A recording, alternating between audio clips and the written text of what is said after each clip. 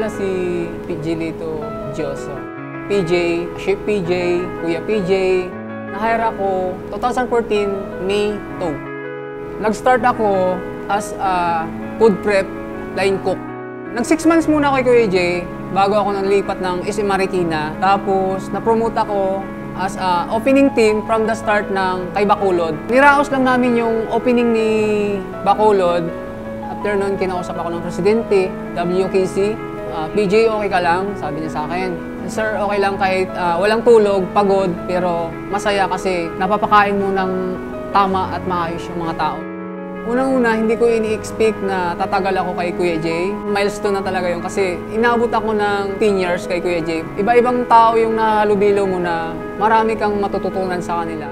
Hindi lang nasa isip, dapat nasa puso mo talaga yung pagluluto. Kasi pag niluto mo yung isang dish na yan at pinakain mo dun sa customer, iniisipin mo na lang na pamilya mo rin yung pinapakain mo araw-araw. As a pioneer ng Kuya Jay, si Kuya PJ, gawin lang natin ng tama yung trabaho natin. Tapos, patient doon sa mga tao.